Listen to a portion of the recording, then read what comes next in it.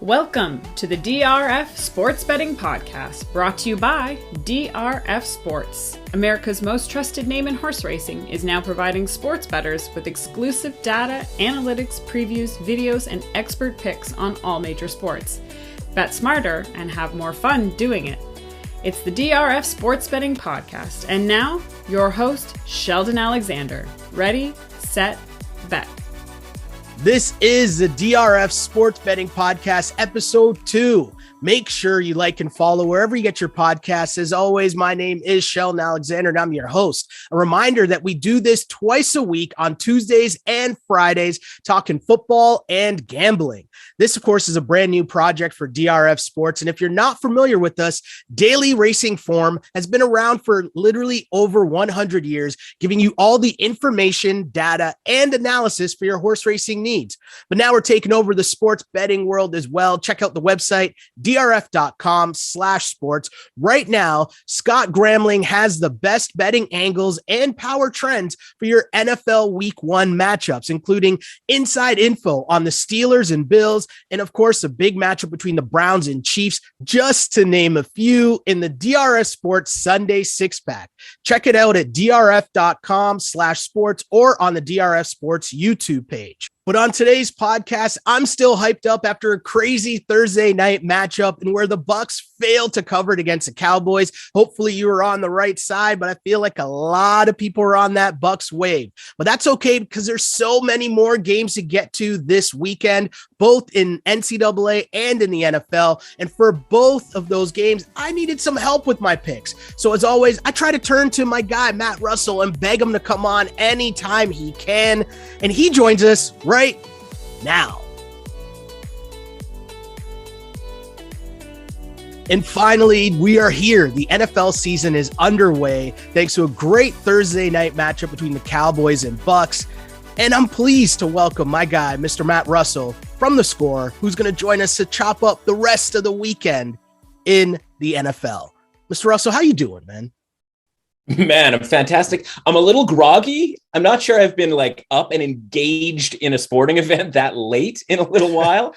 Way more exciting, way more interesting, way more fun than I think anybody kind of thought that was going to be. But you saw that line, right? Opens -6.5, 3 months ago, way back when, right? And we have all sorts of drama. Is Dak going to be healthy? Blah, blah, blah, blah. And it bumps up to 8.5, but it never goes back. And that's what we talked about the other day. It's like, do we want anything to do with this game from a spread standpoint? And it's like, well, we don't necessarily want the Cowboys because we're not sure what we're going to get from them. But once it got to 8.5, even got to 9.5 at certain times, it just was unbettable for Tampa Bay, right? And so we talked about, okay, tease it down, can't imagine them losing this game. They kind of almost did, obviously. And that's why we didn't want to use them in Survivor, right? We're like, do you want to get knocked out in the first night? And as that second to last kick is going through the uprights, those people who are in certain high level contests potentially, or even just the $10 one at home, are sitting there going I can't believe I'm going out in the first game here. And so the point is the uncertainty, right? And we didn't know what we were going to get from the Cowboys, but it was really interesting to kind of learn what we might have from the Cowboys, considering a year ago at this time, again, like we talked about, kind of thought they might be the Super Bowl dark horse, right? And then everything goes wrong for them. And the more I just think about that, and more that I have thought about that, I just look at that and I go, could they have been really that interested in that season once Dak went out? And I know obviously they lost a bunch of games, but at least that offense was flying high and actually looked a lot like the game last night where they were losing games, 35-32, that sort of thing. And so, I don't want to say Cowboys are Super Bowl contenders, but if we're looking at data points here, one game on the road against the defending champions, what else do you want, right? Obviously winning the game would be nice, but at least from a contending evaluation standpoint, that's a pretty good symptom of being a decent team here for the Cowboys. So at least we now know a little bit more about the Cowboys going forward. As far as Tampa Bay, they are who we thought they were, right? Pretty good team. Tom Brady's awesome. Nothing new there. Yeah, it was great to jump right back into this betting thing on the NFL because I love betting on the NFL, right? We worked in sports for a very long time, but I'm still coming at this from the recreational Joe Public type angle. I watch and consume a lot of football content, so I'm confident in my picks, but even I need some help. In fact, I need a lot of help. And there's another side to this, an important side, right? The numbers, the information, some education, some might even say, on where the line is, where it came from, and where it could be going, which was a perfect thing that we watched in the Thursday night game. So we're always seeking value. And what we're going to do here is I'm going to introduce the lines, and then I'm going to tell you what side I'm leaning on. And pretty much, Mr. Russell, you tell me where I'm wrong, because there's going to be points where I'm wrong. That's kind of how we do this here. Does that sound good, man? Love it, man. Yeah, let's do it. So here's what I'm thinking. We'll do a little 4-down football. We'll deep dive into 4 games, then run a little 2-minute drill on the rest of the games and speed through, just to give the people as many picks as possible, right? So let's start here. First down, we got the Browns at Chiefs. Chiefs are 5.5-point favorites, but let's start with the little stat. And this was actually highlighted in an article that you can find at drf.com/sports, written by Scott Grambling. And here's the stat, okay? The Chiefs entered a 2021 season opener, having won all 13 of their September games since the start of 2017, going 11-2 against the spread in the process. They've outscored opponents by an average of more than 10 points in 13 of those games. Now, as I look at the line at 5.5, I'm actually leaning on the Browns here. And this is the fun to me about betting on football. There's so much information. There's so many numbers. And I'm going to be honest and say Scott knows more than me, but I'm leaning on the Browns here just because I just see there's value in the line, because that line's been moving, hasn't it? Yeah, it's funny, right? Like when this first got posted and all throughout the summer, as we just talked about with the first game of the season, you start talking yourself into the Browns, right? Like they gave Kansas City all they can handle, right? Like, what are we talking? Like, what are we skimming, right? We just had summer, people have a pool. What are we skimming off of the top of this matchup? And fundamentally, people are going to go like, Browns probably should have maybe won that playoff game last year. And we're getting some points here and, et cetera, et cetera, et cetera. My number here, my raw number is 4.4 in this game, right? So that Kansas City, in theory, based on my ratings, should be about a 4.5-point favorite. So I'm not that surprised that this number has come off of 6, because you look at 6, not in traditionally a key number, if you will, but, tell me if a game goes to overtime. And if you've got -5.5 or +5.5 versus 6, you tell me how key 6 is at that point. And then, I look at this and I go, okay, Browns, could win this game, et cetera, et cetera. But from a market standpoint and big picture, is this going to be our last chance to get Kansas City at under a touchdown? Right? Like if Kansas City wins this game by 2 touchdowns, which, let's be honest, like put your hand up in the air if you would be surprised by that. Nobody's putting their hand up. And so, I'm looking at that going like, is this our one shot here to get Kansas City under a touchdown at home, right? I mean, obviously they're going to be favored on the road in a bunch of different games and maybe not by that much, right? They've got Baltimore coming up on the schedule. That's going to be an absolute thrill ride from a market standpoint. So I look at it and I go like, there's really basic stuff here. And obviously the market having moved that number off of 6 down to 5.5, I think is an indicator that sharp money is in on Cleveland. But again, I'm looking at my ratings and who knows how sharp they are, if you will, quote unquote. But, I would, if I was just going off of my ratings, I would make that bet too at +6. That being said, again, fundamentally, -5.5 at home with Kansas City. This might be our first and last chance to get a number like that. So, I don't have an incredibly good lean or a big pick on this game, and that's probably for the best. But if it stays at 5.5, I'm going to get tempted into Kansas City here, I think. I like that. So 5.5, we're leaning Kansas City. If it gets back up to 6, we're on the Browns. And the interesting part for me, as I look, and I'll normally talk about eye test type stuff or more sportsy type stuff, if that makes sense. But the Browns in that defensive line prove to fall in line with mostly what we've seen as a kryptonite, if there is such a thing to Mahomes and the Chiefs. Like, obviously that offense is insane, but if you can somehow form a bit of a pass rush, which I think that's kind of what Myles Garrett is about, that is one of the ways that you can at least attempt, and I'm tiptoeing around saying attempt, to slow down the Chiefs, because you can't really do that, right? But if there is a way. So basically that's what we're looking at here. This is the advice. At 5.5, we're looking at the Chiefs. At 6 and above, got to look more at the Browns. I like that. Second down, let's go with the Jags and the Texans. Jags are in Houston. Jags are 3-point favorites, and the Jags favorite on the road. I don't really know. Like, I know that the Texans are in shambles, right? But 3 points to the Jags based on what exactly? Like, I'm tempted to take the home dog. Yeah, I mean, listen, Tim Tebow might not be around, right? But this one's about faith, right? Okay. This is about, like, what do you believe in, right? What do you believe in when it comes to the Jaguars, right? Because, like, evidentially, there isn't anything that we can look at and be like, oh yeah, like totally. But, other than the fact that, like, the Texans are, like you said, in shambles, but, like, they're still starting human beings, right? Mm-hmm. Like, this isn't the Puppy Bowl. They're not, it's not Jacksonville running around against a bunch of St. Bernards. That'd be an interesting matchup, admittedly. But, like, these are still professional football players, right? And, like, yeah, nobody's excited, especially in, like, the fantasy community, about, Tyrod Taylor. Nobody's excited with the three, headed monster, if you will, at running back for the Texans, or just kind of a lack of talent on the outside. But the reality is here, if you're going to give me 3.5 points here, or you're going to ask, more importantly, the Jaguars to cover 3.5 points, having not won a football game since week 1 of last year. Now, again, a couple of different players here, different coaches, I get all of that sort of thing. But we're talking about, we talked limbo the other day, right? We're talking about a big bar that they have to get by here. Like 3.5 points on the road here in some spots right now at 3.5, especially in contest play, potentially in Las Vegas, worth mentioning.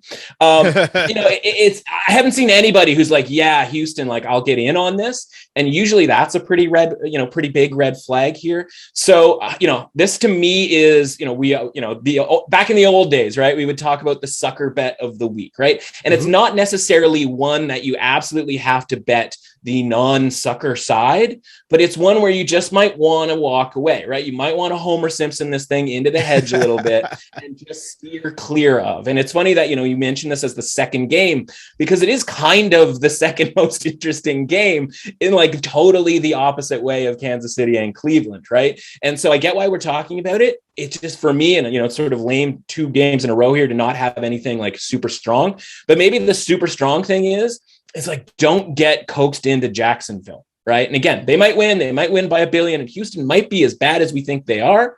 But the point is we all think Houston's bad, right? You are not sneaking anything by the market here and, being like, oh, Houston sucks. Like, everybody knows that, right? My point is like, if they were that bad, wouldn't this number be higher? Like, wouldn't, given the fact that nobody wants anything to do with Houston, wouldn't we tick this thing up a little bit higher? Now, obviously not, because Jacksonville has a ton of question marks as well.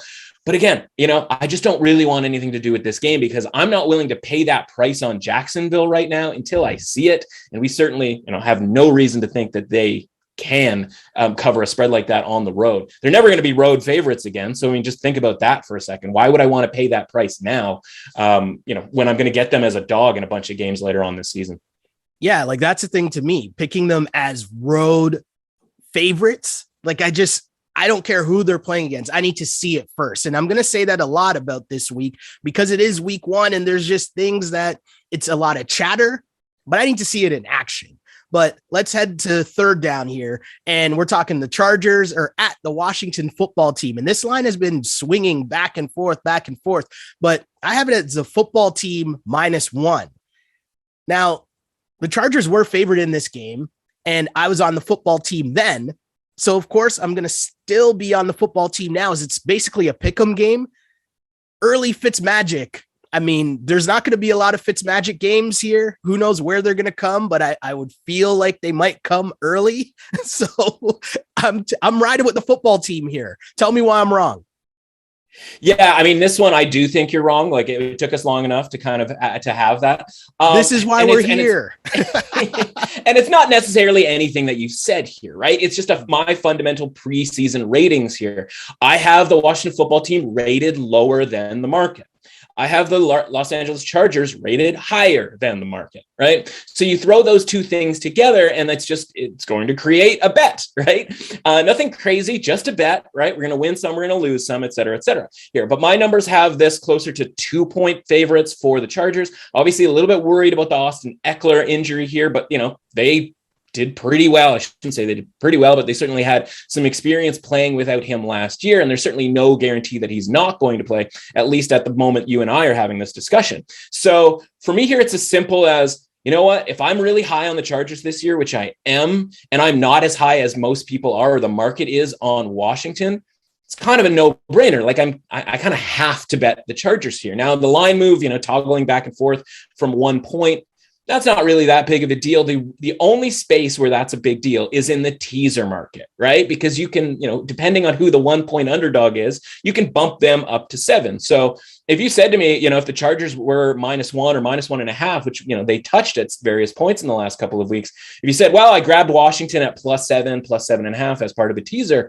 I'd be like, yeah, great move. Like totally mathematically viable teaser, right? Like that is a plus EV decision. Same thing now that it's -1 for Washington. If you go, okay, you know what? I still like Washington to win, but I'm going to tease this up because mathematically it's the right thing to do. I'm going to grab the Chargers +7. Like that's where that matters, right? And so if this ticks to -1.5, for example, for Washington, and you can get the Chargers +7.5, that might be the best way to bet this game entirely. But fundamentally for me, with the Chargers at 2.8 is the actual number in my ratings, I just have to make that bet, right? So for me, I'm going to rely on the Chargers here to be as good as I think they're going to be this season and to get off to a right start.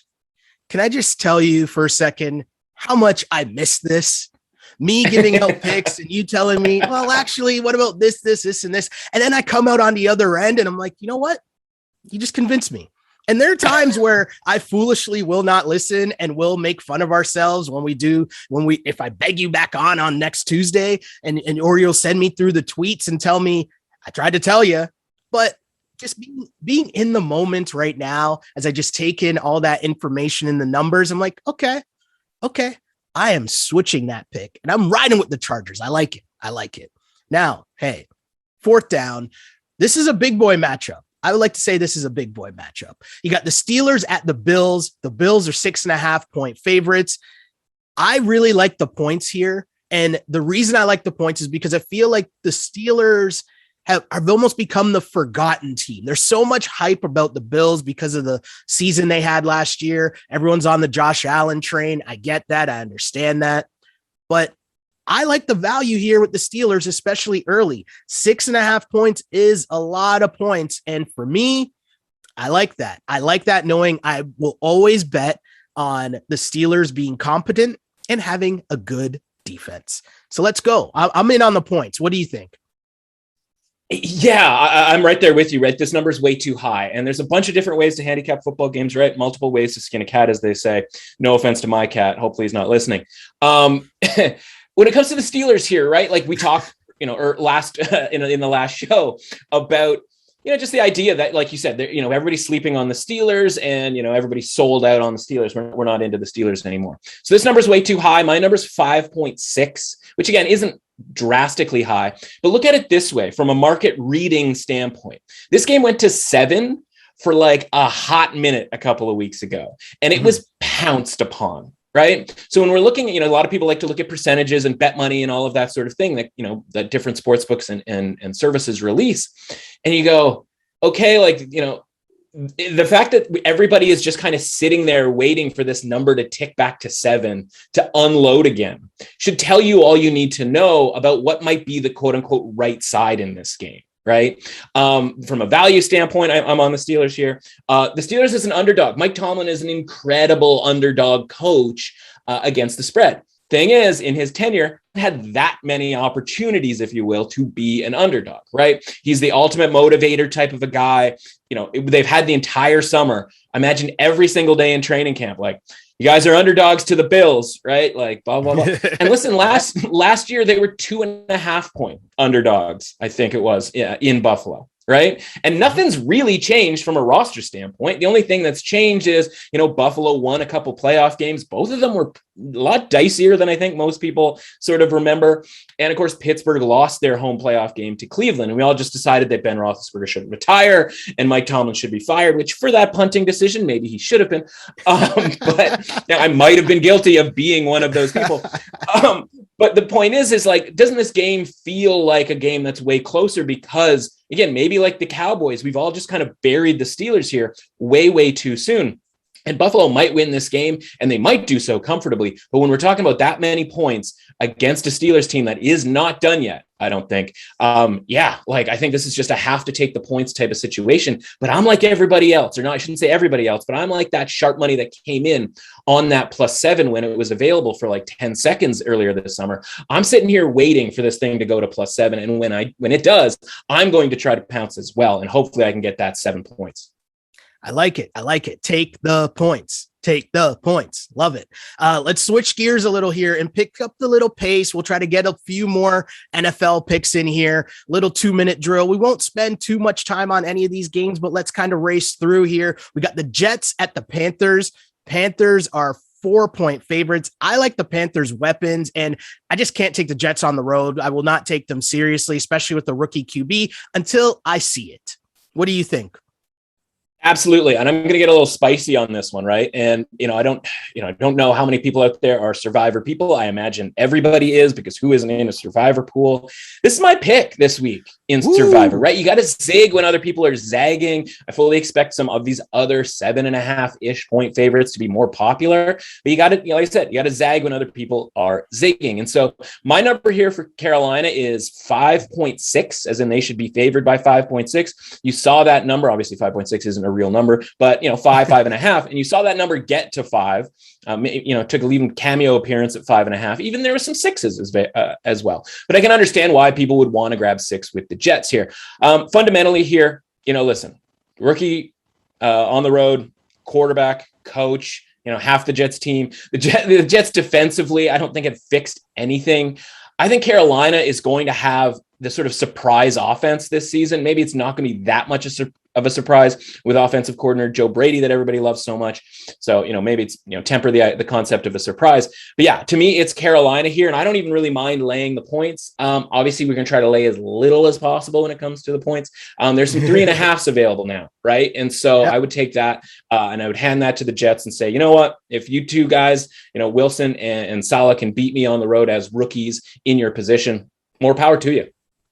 Totally agree. Let's keep things moving. We got the Cardinals at the Titans.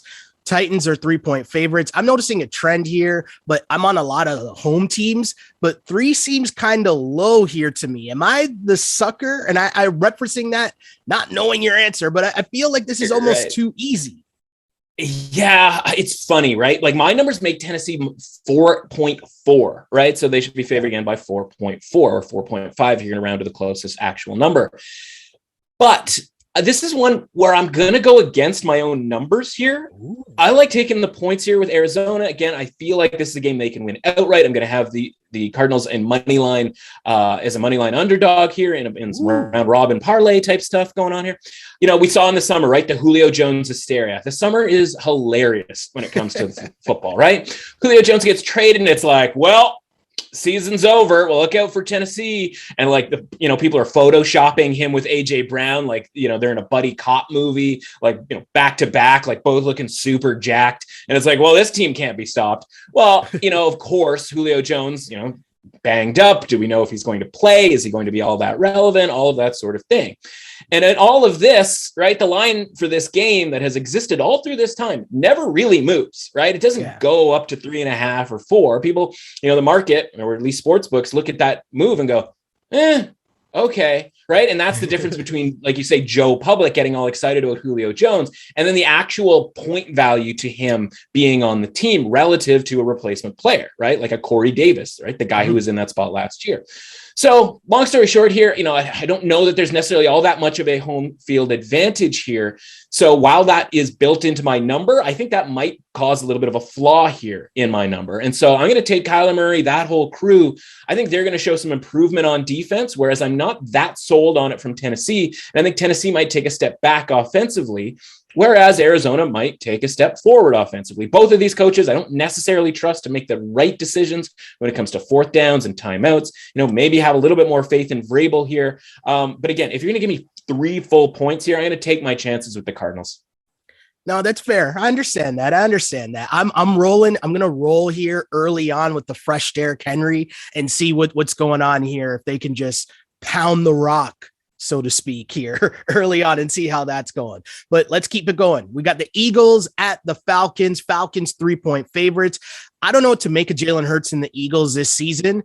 But I do know that they went out and got Gardner Minshew, and I'm just kind of counting down to when we will see Gardner Minshew because that kind of tells me their confidence in Jalen Hurts. But with that said, you've discussed a lot the Falcons and how you're viewing the Falcons, and I like the Falcons getting 3 or laying the 3 points. Like Falcons with 3, I kind of like that. It's certainly a lot more attractive than the 3.5 that it's been all season long, right? But you look and you see, okay, well, why did it go from 3.5 to 3? Did anything happen? No, not really, right? Everybody just decided, okay, it's like Eagles at 3.5 and really more. And listen, like you remember last year, right? Like what was one of our number one tenets? If the Falcons are favorites, go the other way, right? Now we can blame Dan Quinn for that as we love to do last season. But that's kind of the exact same situation here. Now, I don't necessarily know what to expect from the Eagles. I think you're right about the Minshew thing. That's very concerning. Like, why would you need a new quarterback if you had that much faith in Jalen Hurts? And even Joe Flacco didn't look atrocious in the preseason. Maybe that's just perfect Joe Flacco time. I think, you hear murmurs out of the Eagles camp that their defense and their defensive coordinator might be one of those guys, right? Might be one of those next guys. Ooh. And so I think the Eagles have a better chance of having a good defense, or at least a better defense than the Falcons, who I don't think have any chance of having a good defense. You know me, I'm on the Kyle Pitts train as far as the Falcons are concerned. Does that mean I wanted to start laying points with that Falcons team and Matt Ryan? No, not necessarily. This feels a lot like that Arizona-Tennessee game, right? Where it's like, if you're just going to give me 3 points or 3.5 points, as it was for a really long time there, I'm going to take the Eagles. I'm going to grab the Eagles. I'm going to throw them in those money line parlays, right? With the Cardinals, with the Steelers, with a couple others that I think we're going to talk about here pretty soon. Again, give me the points. I think a relatively offensive game here, relatively high scoring game. Little worried that the total has not moved off of 48. It has stayed there all summer long. And I think that's because maybe there's some credit being given to the Eagles defensively here that we aren't necessarily seeing just yet, which we might see on Sunday. I'm going to be honest with you, and I'm getting severe flashbacks to us doing previous pods and me just being like, wait a second, what am I doing? Take the points. Take the point. You got me leaning here. I can't lie to you. Another game I'm super interested in. The Packers as 4-point favorites on the road against the Saints, but this game is in Jacksonville. Lots going on in this game, right? But the Saints this season, right? Let's keep it football and on the field for a sec, right? The Saints on this season, to me, there's so much influx. If you're going to try to tell me what you expect from Jameis Winston this season and how that's going to play out, I'm not really sure. But now having to play your home games in Jacksonville, and then they chose Jacksonville because they're trying to get away from the possibility of having too many Packers fans at the game. Like, that's just like, there's too much going on here. Right. Look, for me. Yeah. And I kind of know because I'm familiar with your work. I'm familiar with how you have to talk me off ledges at certain points. Right. Yeah. I'm just want to ride with Aaron Rodgers and the Packers here, just because there's too much going on with the Saints. There's too much influx, and Packers. But tell me why I'm wrong. Yeah. Oh, well, listen, you said you wanted to start on the field. Under no circumstances am I starting on the field. You remember, do you remember TLC, the band, the group? Yes. Do you remember them? Don't go chasing waterfalls, man. Exactly. Well, maybe not quite, right? This one for me is the Red Light Special for all of those old TLC heads out there, right? Great this is track, the one. Great track. This is the one. And listen, shout out to Lisa, the late Lisa Left Eye Lopez, who burned down her boyfriend, Andre Rison, former NFL wide receiver, who burned down his house. Shout out to her. Feel free to go down a Google deep dive when it comes to that. Yeah, the Red Light Special, man. And what is that, right? That is the game that, first of all, I like the most, but it's also the one that I'm going to get into the most arguments with, right? That people are going to be surprised when I sort of lay down, my beliefs with regards to this game. And so we can blame Lisa Left Eye Lopez. You know who we're also going to blame here, or at least we're going to credit, or however you want to sort of put it? Tom Brady. You're like, what? Ooh. What does Tom Brady have to do with this? So think about it this way, the off the field stuff, right? Aaron Rodgers obviously wants out of Green Bay, right? Now, Tom Brady he wanted out of New England. He just did it way better, right? They started negotiating outs in the contract so that he could, like there would always be these reports and nobody would really take them that seriously or believe them that significantly. But there'd be these reports that like, oh, Tom Brady, like he's, they restructured his deal and be like, oh, why'd he do that? And it's like, well, like, so there's cap relief if he wanted to leave. And it's like, well, he's never going to want to leave. Right. Aaron Rodgers does it the exact opposite way. He's like, give me all the money, give me the huge contract extension, and then I'm going to tell you that I want out a year later. And so you go, well, like, why do these guys want out? Right. Why does Tom Brady want out? These guys know better than anybody else what their team is. Right. And so for Rodgers, like if things were so great in Green Bay from a team structure standpoint, now we all look and we go like, well, they drafted Jordan Love and like, he's so mad about that. Well, you know what? Jordan Love will never play as long as Aaron Rodgers is winning MVP. So who cares? Right. It's like, well, they could have drafted him a receiver or, some more weapons. Like when has Aaron Rodgers ever needed, weapons that, he couldn't just make good, right? Like that's what Aaron Rodgers does, right? So like and he's got Devontae Adams, right? Like obviously that's a guy too. And why does Devontae Adams want out? Right? Well, he wants out because Aaron Rodgers wants out. Like none of these guys aren't willing, they're willing to make it work for one more season, right? They're doing the last dance thing, yada, yada, yada, right? Do I think they're not going to try? No. But what I think is that they know that this team is headed on the downturn. Right. And I'm looking at the offensive line, right? Literally the most important thing for as much as we talk about weapons, the most important thing to Aaron Rodgers is that he doesn't get absolutely smoked when he's not looking. Well, who's protecting his blind side? Because it's not David Bakhtiari because he's injured. Who's making the line calls on protections? Because it's not Corey Linsley because he left via free agency in this offseason to go to the Chargers. One of the many reasons why I like the Chargers this year. And so Rodgers sitting there going like, we're starting two rookies on the offensive line and I don't have my left tackle. I don't have all the guys. If you want to throw in, Brian Bulaga from back in the, couple of years ago, he doesn't have those guys that are there to protect him. So how many swing passes to Devontae Adams and how many dump offs to Aaron Jones are going to provide you with wins this season? Probably a fair amount because you're still Aaron Rodgers. Yeah. But when we're talking about a team with the Saints, so Tom Brady, he's back again for the reasons on the Saints. We're blaming Jameis Winston because he threw 30 interceptions in his last year as a starter on a Tampa Bay team whose coach literally has a mantra, no risk it, no biscuit. Like the man loves to risk it, right? So I'm going to beat up Jameis Winston because this guy loves risking it. Like it's possible that it was just a bad fit for Jameis, right? That when he was risking it, it didn't work out. And because Tom Brady comes in and it's like, well, they're a Super Bowl team now, Jameis must stick because we're comparing him to Tom Brady, the best to ever do it. Like what kind of bar is that for poor Jameis? Now he doesn't just go to, Jacksonville or Denver or whatever, he goes to New Orleans and he takes less money to do so. And he knows that Drew Brees is on his last legs, or more specifically shoulder. And he knows Sean Payton, infrastructure, offensive, quote unquote, genius, right? Can make stuff work. He can make Taysom Hill functional as a quarterback if necessary, right? And so to me, this is just so much better of a fit for Winston, where he can take a couple of shots deep that are schemed up, that he's not forcing things, right? There's no risk it situation here when it comes to Sean Payton. He's got Alvin Kamara. Last year, Alvin Kamara had, guess how many receptions against the Packers? Not even going to make you guess because it's impossible to guess. He had 13 catches for 130 yards last year. Like it's insane, right? And they only ran the ball like, single digits to Kamara in that game. And what we've learned since that game, which was early on in the season, is that the Packers' run defense was atrocious the rest of the year, right? And some of that is by design because they everybody rather have teams run the ball than throw the ball.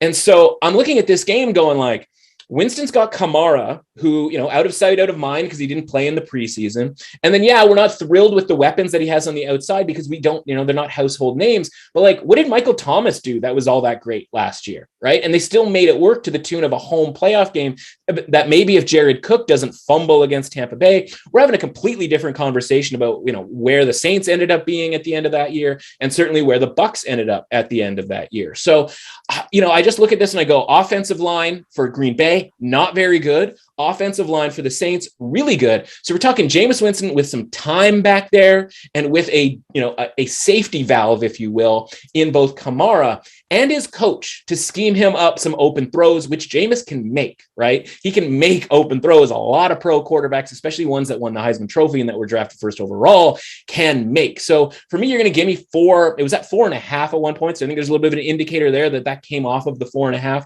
I've liked this game all season long, or all summer long, I should say, whether it was 3-point home dogs, whether it's 4 points on the road. The Jacksonville thing doesn't bother me all that much. Give me the Saints here all day, money line, every single which way. Again, there's a theme here. And if you're paying attention, I've been converted the last few games here, and the theme continues.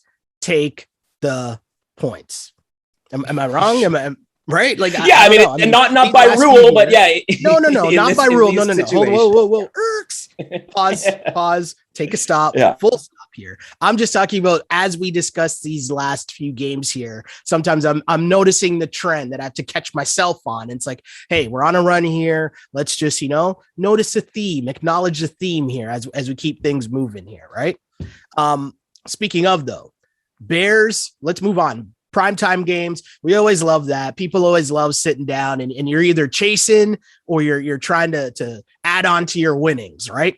But bottom line, Bears at the Rams. Rams are 7.5-point favorites. And again, there's a nice, very good breakdown here on drf.com/sports from our guy, Scott Gramling, who says the under is 10-0 in games the Rams have played as a favorite since the start of the 2019 season, with 8 of those 10 games having been played in Southern California. The under is hit in each of LA's past 5 regular season games against NFC North opponents, which each of the past 3 of those having been against Chicago. The Bears have scored a combined total of 32 points over the past 3 games they've played against the Rams. That last part there is pretty interesting to me. I think that's kind of the main focal point there, because my analysis here on this game, right? Yeah. It's not going to be as in-depth as Mr. Gramling, so I appreciate the work that he does for drf.com/sports. My analysis here is, how long is it going to take for Aaron Donald to end the Andy Dalton era? Yeah, right. Like, I picture this game and it's just like Aaron Donald just clunking 2 heads together on the Bears offensive line, having them topple over, and then him just absolutely run over Andy Dalton, right? Like, the Bears cannot block, offensive line is just a mess, right? And interesting stats certainly on the under there. It's funny because I can picture each one of those 3 games against the Bears, right? We had Jared Goff a couple of years ago, just in the cold. You knew right there we have to be fading Jared Goff in the cold till the end of time, right? Last year, I think the Bears, the only points they scored from at least the only touchdown that they scored was a defensive touchdown again, right? Like fumbles, that kind of thing. So, I don't hate that from, conceptually. But, the Matt Stafford era, right? Like, we're going to see a little bit more offense here from the Rams than I think we have before, right? Sean McVay, getting to open up the playbook, right? You even saw, and again, I'm thinking of that game last year where it's like, once they got up 2 touchdowns on the Bears, it was like, all right, let's just shut this thing right down, right? Like, hand the ball off. We were handing it ball off to literally anybody we could find, on the Rams sideline, other than having Jared Goff throw the football, right? And so now it's like, well, we trust Matt Stafford to make throws. We trust Matt Stafford to run the offense. I mean, to me, this is Rams or nothing in this game. I don't know that I love the total because, again, this could be Rams by a ton. I think, we think of the Bears as a defensive team. Part of that is because the offense is so bad a lot of times. Yeah. This year, I just don't think they're very good on defense, right? I think that there's, some age issues happening there. The secondary, I don't think is particularly good. And so I think the Rams are going to be score the ball a ton here. You can tease this thing if you want. Obviously a lot of things are going to be tied to the Sunday night game, right? We know that about the betting public. Normally the Sunday night game, because it's a little bit more of a competitive matchup, it's usually like a 3-point favorite one way or another. And you can kind of figure out where there's value going to be because, the public likes to bet on one side or another for that Sunday night game. In this case, right, like how high could this number possibly go here for the Rams? My number is 8. So I think it's, about right here, whether it's 7.5 or 8. I'll be looking to bet the Rams here, not necessarily by a ton here. The one thing that I would look for here in the props, because Sunday night I like to get a little looser when it comes to prop betting and that sort of thing. Cole Kmet, I think early on in the season there's going to be some value on betting Cole Kmet over, whether it's yards or whether it's receptions, right? He's a guy who came into the fold a lot towards the end of last year. And if you look at like Andy Dalton, for example, right? The Blake Jarwins of the world became fantasy relevant when Andy Dalton took over for the Cowboys last year. You'll remember Tyler Eifert from the Bengals days, right? My guy Andy likes his tight ends. There's certainly a slew of them in Chicago, but I think Cole Kmet is going to get the majority of the snaps here once things get going. And if they're going to be behind, they're going to be throwing it a ton. Might as well throw it to the young Notre Dame guy, second-year player Cole Kmet. Okay. All right. I'm excited for that game. And I'm also excited for the Monday nighter, which is Ravens at the Raiders. The Ravens are 4-point favorites, but I like the Raiders at home beforehand. But now you add in even more injuries for a Ravens team that already had their backfield decimated. And then now another running back goes down. Marcus Peters also goes down on their defense. Is there any chance here that you would be looking at this game and not on the Raiders as home dogs? Probably not. Have you told DRF that this is your last podcast with them because you're going to be playing running back on Monday for the Baltimore Ravens? Because that seems to be the situation here. Like we're getting calls any minute now for our guy Sheldon to get in there and tote the rock a little bit, right? Just a couple yards in a cloud of dust, right? Everybody follows Lamar, and you just get some open fields, and hopefully you don't tear an ACL because literally everyone is, and it's starting to look really dicey, right, for the Ravens. And so, I don't have any investment on the Ravens, so I'm not sitting back going like, but this just might be one of those years. And just the fact that they lost their first 3 running backs, which, for a lot of teams, not that big of a deal, right? We watched the Cowboys throw it literally all of the time almost yesterday. And it's like, yeah, they have paid a lot of money to Zeke and they have Pollard. And it's like, but if Zeke got hurt, like, did you notice that he was even out there? Like, I didn't, right? Kind of forgot multi tens of millions of dollars are going to that guy and he's not really doing anything. Mm-hmm. My point is that's not how the Ravens want to play. Right. Okay. And so this game, even before these injuries, really felt like one where it was like first full stadium in Las Vegas. Feels like there's going to be some weird stuff potentially happening. The Raiders are just such a mediocre team, right? That like there's sort of a baseline that we're going of expectation for the Raiders that it's like, okay, I kind of know what the Raiders are going to do, right? Like they're not going to get blown out here. Derek Carr's not going to throw a bunch of interceptions and it's not going to get out of hand because that's just not what Derek Carr does, right? He will throw the ball away. He's very conservative in that way. So he's going to keep them in every game that they're in. When you're looking at the Ravens and they want to run the football, so 3 running backs being out, and now you're pulling Le'Veon Bell off the scrap heap. Some gentleman by the name of T. Williams, who I'm unfamiliar with his oeuvre, right? And then potentially Sheldon Alexander should things, should another guy blow out a knee. So I'm like, okay, so if I think the Raiders are going to hang in there and potentially take an early lead, I'm looking for the Raiders first half. And then in theory, I would think about backing the Ravens in the second half, but like, I don't ever want anything to do with the Ravens in comeback mode, right? Like they are the bully on the block, right? They will run it right down your face and they will stand over you and they will laugh, right? But if they don't have the guys to run over, your face with, then what happens, right? Then Lamar's got to throw the ball a little bit more and things get a little dicey. Now, listen, I don't trust the Raiders defense all that much, right? Like, why would I?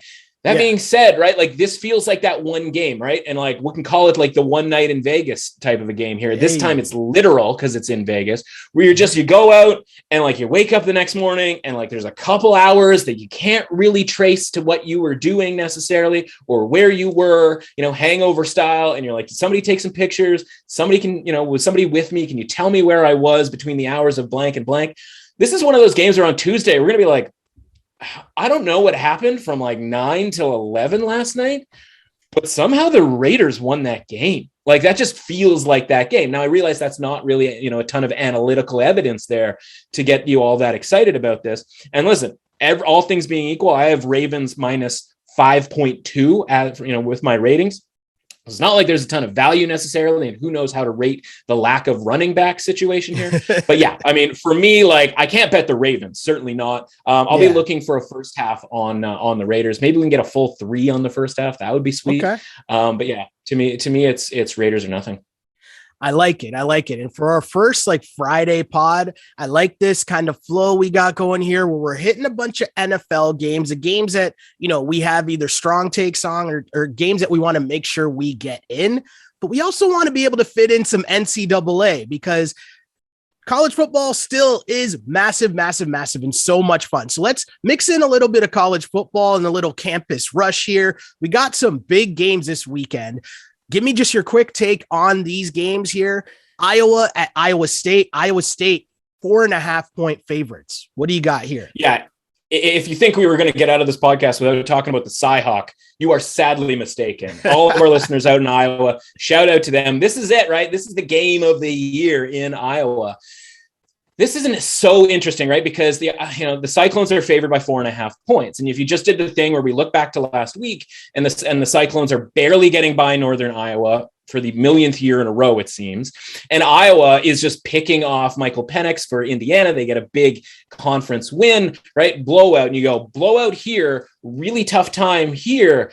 And Iowa State is the one who's favored by 4.5 points, who, by the way, like basically never beats Iowa. So like, why is this number so high? But like, ratings are ratings and they are what they are. And you don't want to get too high or too low based on one game here. So I don't have a massive lean because fundamentally I would say just take the points with Iowa. Like I want Iowa State to show me, right? I want Matt Campbell to show me that he can beat Iowa and do so relatively handily and measure up to those expectations.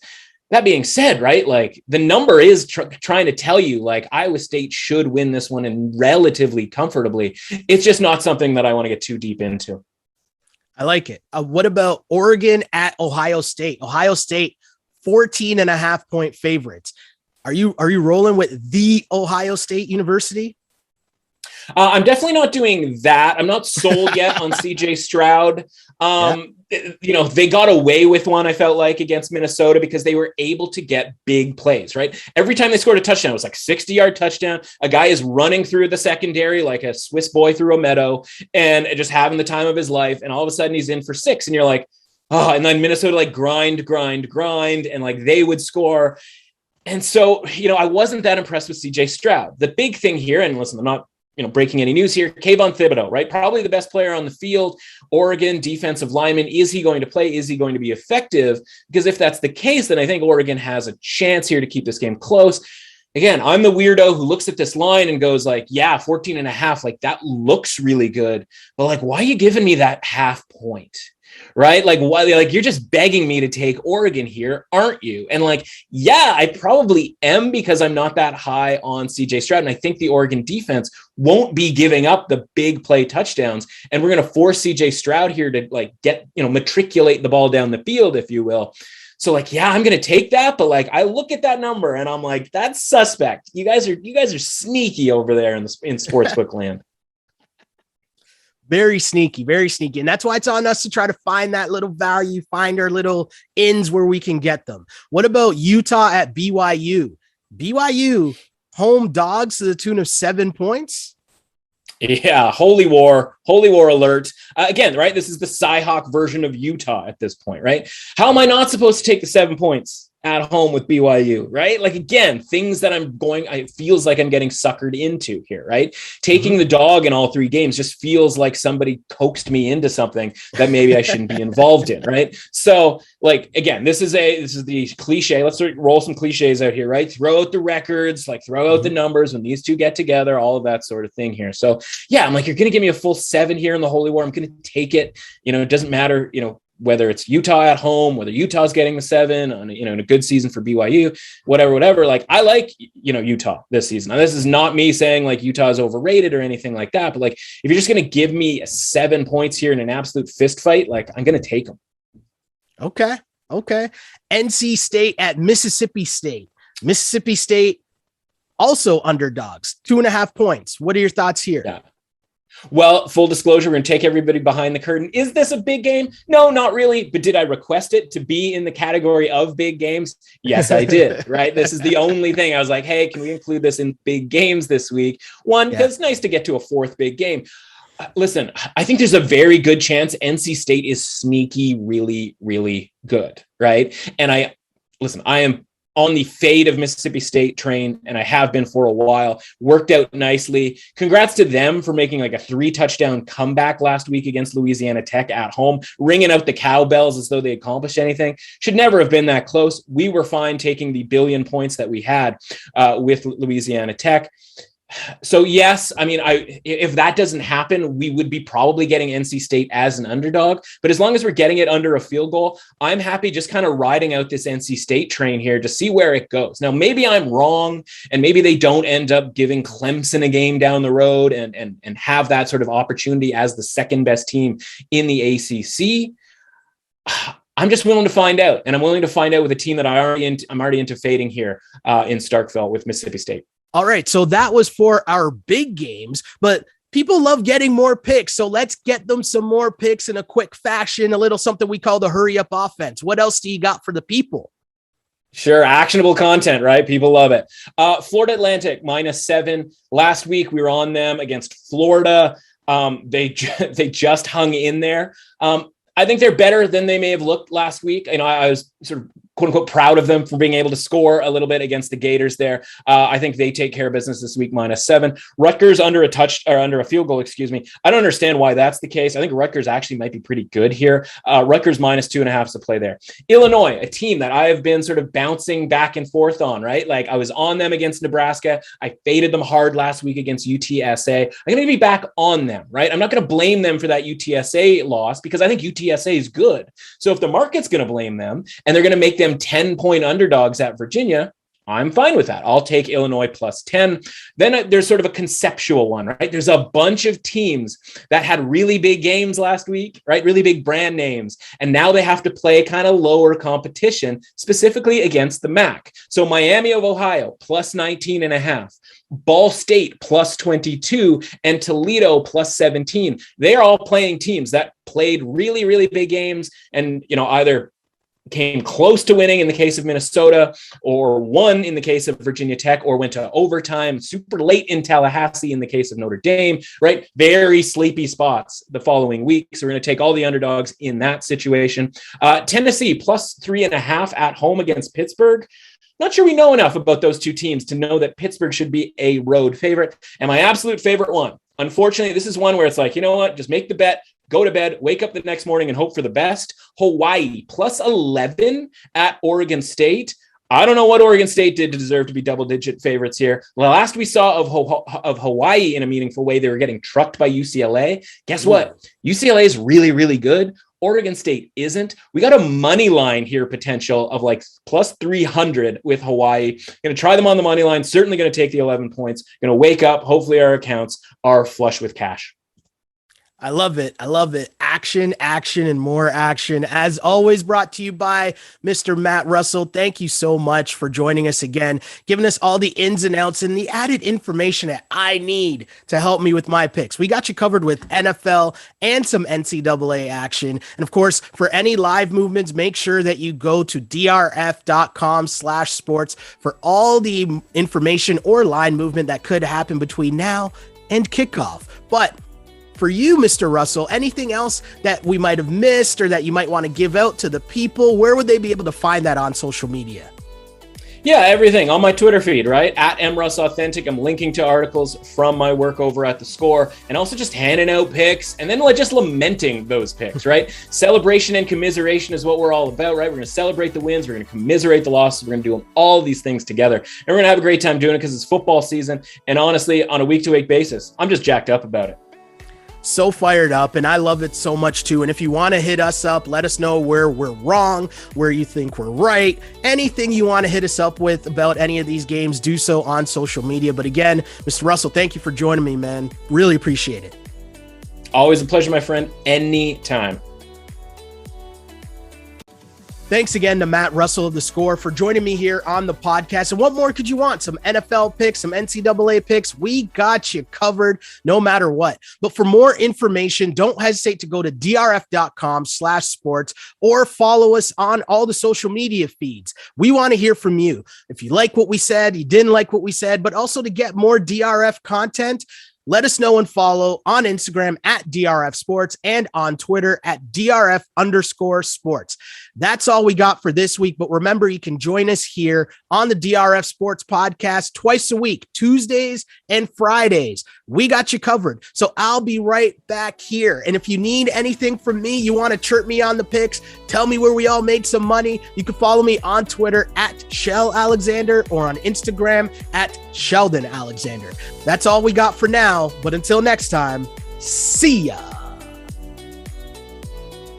Thanks for listening to the DRF Sports Betting Podcast. Please subscribe, rate, and review the show. For more sports betting advice, go to drf.com/sports and follow on Twitter at DRF_sports.